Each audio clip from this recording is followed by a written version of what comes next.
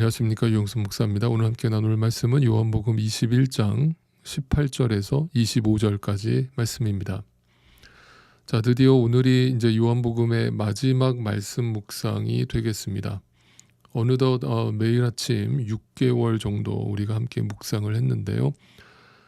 사실 개인적으로 아쉽다라고 생각하는 점은 지금 이 시간이 이제 아침 묵상이라는 타이틀로 여러분과 함께 나누다 보니까 아무래도 이제 좀 더 깊이 들어가지는 못했던 부분이 있었음에 저 개인적으로는 아쉽다라는 생각을 합니다. 그러나 또 반면에 이렇게나마 이 요한복음이라고 하는 이 놀라운 하나님의 말씀을 아침마다 여러분과 함께 나눌 수 있었던 것에 하나님께 감사드리는 마음도 동시에 듭니다. 여러분, 우리가 이렇게 부분적으로나마 요한복음을 묵상했지만 아마도 여러분이 묵상하시는 내내 성경이 계속 같은 얘기를 반복하고 있구나라는 느낌을 받으셨을 거라고 저는 생각을 합니다. 어떤 이야기를 반복하고 있다고 생각이 드셨나요? 네, 그것은 그 답은 은혜인 것이죠. 그러니까 은혜 아니고서는 설명할 길이 없다는 이야기를 반복하고 있는 것입니다. 요한복음 1장을 다시 한번 회상을 해보시면 그 1장은 창세기 1장과 연결되면서 빛과 어두움의 이야기로 시작을 했습니다. 빛과 어두움을 대조시키면서 이 세상에 빛이 왔는데 그 어둠이 그 빛을 전혀 깨닫지 못하더라라는 이야기로 시작을 했습니다. 그러니까 그 어둠이 그 빛을 스스로 알아보고 깨달아서 믿게 된 것이 아니라는 뜻이죠. 빛이 어둠 속으로 그냥 밀고 들어와서 은혜를 선포해 버린 것입니다. 그게 인간의 열심이 아닌 하나님의 열심으로 이루어낸 구원임을 분명하게 선포하고 시작하는 것이 이 요한복음의 시작이면서 또한 끝인 것이죠. 그래서 이 요한복음은 그 시작과 끝이 결국 전적인 하나님의 은혜였습니다라는 이야기로 끝이 나는 것입니다. 그렇다면 그렇게 시작된 요한복음의 이 21장에서 어떻게 그 하나님의 은혜가 또다시 선포되고 있는가를 우리는 주의 깊게 살펴볼 필요가 있겠습니다. 자, 오늘 본문의 하이라이트이자 성경 전체를 요약해주고 있는 구절이라고 할 수 있는 18절 말씀을 한번 읽어보겠습니다. 내가 진정으로 네게 말한다. 네가 젊어서는 스스로 띠를 띠고 네가 가고 싶은 곳을 다녔으나 네가 늙어서는 남들이 네 팔을 벌릴 것이고 너를 묶어서 네가 바라지 않는 곳으로 너를 끌고 갈 것이다. 여기서 젊다 또 늙었다라고 하는 어떤 특정 나이를 지칭하는 듯한 이 표현은 어떤 젊은 청년을 말하는 게 아니고 나이든 노인을 말하는 게 아니라 젊었다라고 하는 성경의 표현은 내 힘이 아직 남아있는 상태를 말하는 거예요. 그죠? 하나님 앞에서 완전히 죽지 못하고 내 힘이 여전히 남아있는 동안에는, 다시 말하면 내 안에 믿음이 없는 때에는 내가 하고 싶은 대로 살았어요. 내가 우상이 되어서 내가 원하는 길을, 원하는 인생을 살았다면 주님을 만나게 되어서 그 주님의 사랑을 확인한 후에 주님의 은혜가 내 안에 들어오고 나서는 내가 늙었어요. 늙었다라는 건 뭐예요? 내가 죽었다는 뜻이거든요. 내 힘이 다 빠진 겁니다. 그 상태에 주님께서 나를 묶어서 내가 더 이상 원치 아니하는 주님이 원하시는 길로 나를 끌고 가실 거라는 뜻이에요. 이것을 오해하지는 마세요. 마치 주인이 종을 함부로 대하듯이 막 개처럼 끌고 다니겠다는 그런 뜻이 결코 아니에요. 어제 나눈 말씀처럼 우리와 주님 사이에는 그 누구도 흔들어 놓을 수 없는 아주 견고한 사랑의 끈이 연결되어져 있다는 뜻을 이렇게 표현하신 거예요.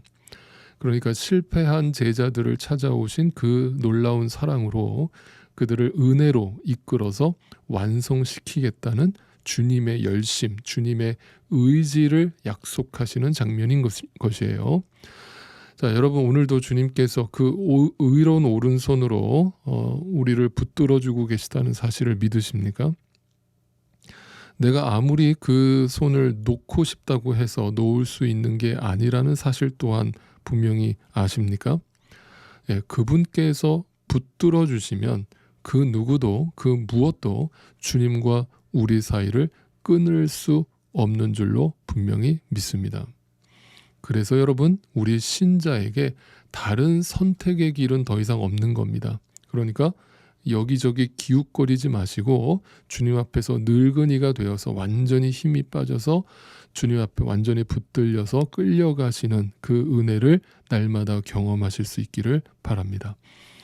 그 가는 길이 우리 인간적인 눈으로 보면 매우 좁고 험해서 순간순간 포기하고 싶고 도망치고 싶을 수 있으나 기억하십시오. 누가 내 손을 붙들고 계신가를 기억할 때 주님 주시는 참된 은혜와 평강이 나를 사로잡게 될 줄로 분명히 믿습니다.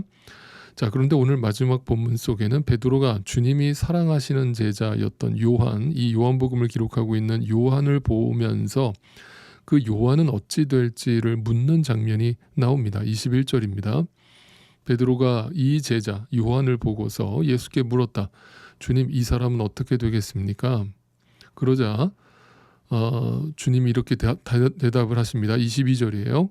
예수께서 말씀하셨다. 내가 올 때까지 그가 살아있기를 내가 바란다고 한들 그것이 너와 무슨 상관이 있느냐? 너는 나를 따라라.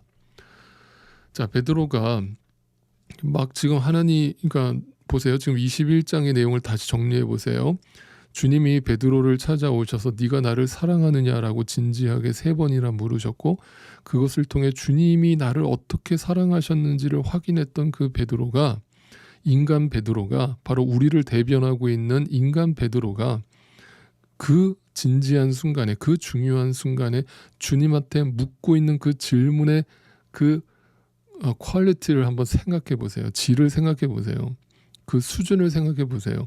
얘는 어떻게 얘는 어떻게 되나요? 라면서 인간적 궁금함을 드러내고 있는 거거든요. 참 인간 한결같죠. 네. 여전히 이 땅에 관심을 두고 있는 거예요. 하나님 나라를 이야기하고 계시고 그 십자가 복음을 이야기하고 계시고 그 놀라운 사랑과 은혜를 선포하고 계시는 그 상황에서 여전히 쟤는 어떻게 되나요? 라면서 이 땅의 것에만 매여 있는 불쌍한 한 인간의 모습을 또다시 성경은 비춰주고 있는 겁니다. 그러니까 예수님께서 내가 다시 올 때까지 내가 이 요한을 살려둔다 할지라도 그것이 도대체 너랑 무슨 상관이 있느냐? 라면서 너나 잘해 라고 하신 것이죠.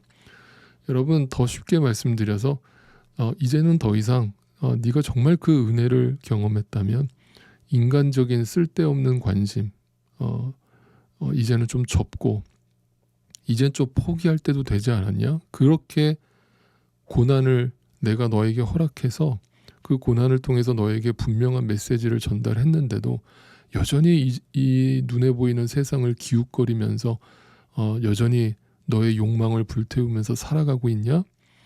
그러니까 쓸데없이 욕망 불태우지 말고 고민하지 말고 너에게 맡겨진 사명, 십자가에 죽고 섬기는 일, 거기에만 집중해라. 네, 이런 뜻이 되는 겁니다. 여러분, 우리는 사랑받을 수 없는 그런 존재들이었습니다. 어둠이었습니다. 그런 우리를 끝까지 사랑하신 분이 예수 그리스도이십니다. 어둠이 빛을 깨닫지 못했는데 빛이 어둠 속에 들어와서 어둠을 폭로시켜버리고 그 빛의 평강을 누리게 해주신 것입니다. 그것이 은혜라는 것을 다시금 요한복음은 선포하면서 끝을 맺는 것입니다. 그리고 이제서야 우리는 조금이나마 알게 된 것은 신앙생활이 무엇인지를 주님으로부터 배우게 된 것입니다. 나의 뜻을 드러내면서 주님을 내 뜻에다가 끌어다 맞추는 게 신앙생활이 아니라 내 뜻을 날마다 철저하게 꺾고 내려놓고 이젠 좀 죽고 주님의 뜻에, 주님의 말씀에 온전히 끌려가는 것을 말씀하고 계시는 것입니다. 그것이 신앙생활입니다. 그래서 신앙생활은 날마다 내가 죽는 것입니다. 그러니까 오늘도 여러분의 남은 인생 동안에 주님의 손에 꼭 붙들려 가시는 그 놀라운 은혜가 우리 모두에게 있기를 간절히 소망합니다. 이 귀한 하늘의 사랑을 오늘도 소중히 여기시고 이 사랑을 어두운 세상에 증거하는 부활의 증인으로 살아가시는, 거기에 집중하시는 저와 여러분이 되실 수 있기를 간절히 소망합니다.